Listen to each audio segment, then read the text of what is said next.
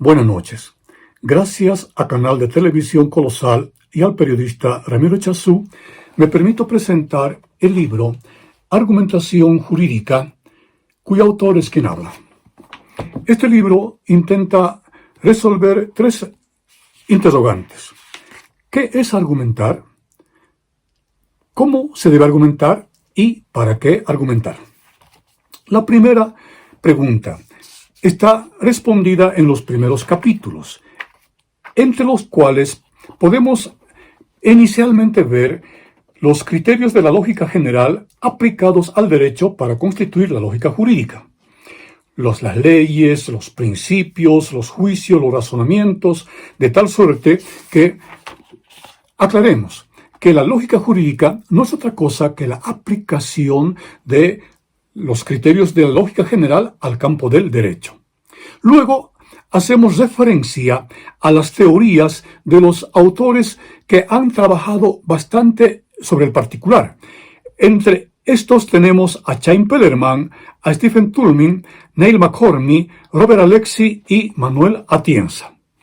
A partir de estas teorías, intentamos conceptualizar la argumentación jurídica como la técnica del derecho que se utiliza para resolver, para plantear un petitorio, en el caso del abogado, en el caso del juez, para resolver un litigio que sea coherente, un argumento que sea consistente, un argumento razonable, suficiente y con claridad en su información. Una vez que hemos dado lugar a esta primera interrogante y su respuesta correspondiente, vamos a la segunda, señalando cómo se puede argumentar. Para ello, hemos trabajado fundamentalmente en dos aspectos. Los métodos de la argumentación jurídica, que son formales y no formales. Los métodos formales son los que se basan en la lógica, y por ello tenemos cuatro métodos.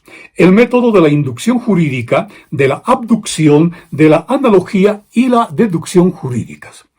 En cambio, los métodos no formales más bien están concentrados en la materialidad del caso y del proceso. Por ello, los métodos son la ponderación jurídica, la jurisprudencia de conceptos, el método histórico y el método del caso.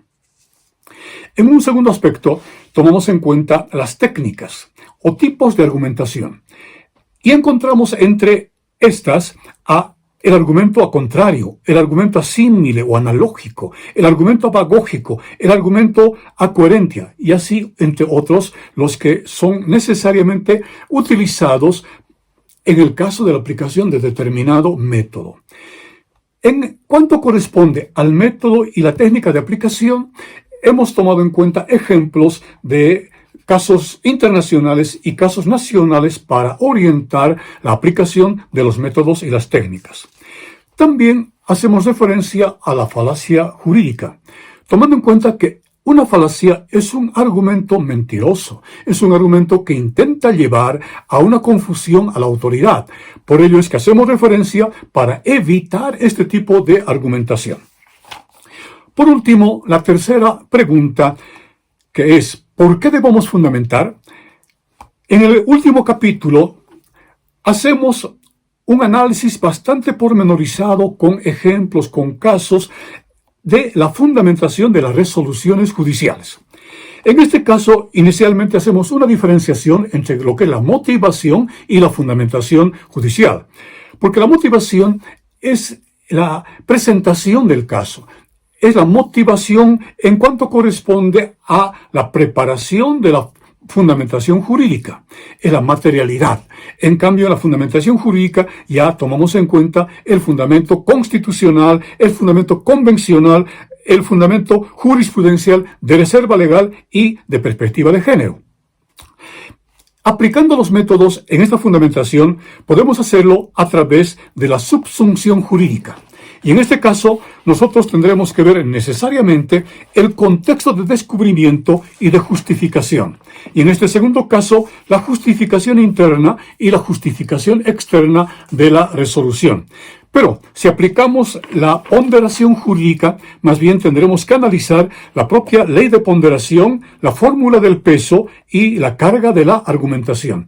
Una vez que se han tomado en cuenta estas acciones, se establecerá ya la resolución correspondiente. Ahora bien, cuando estamos haciendo referencia a la fundamentación, hemos introducido un aspecto que nos parece fundamental en la nueva manera de resolver los casos.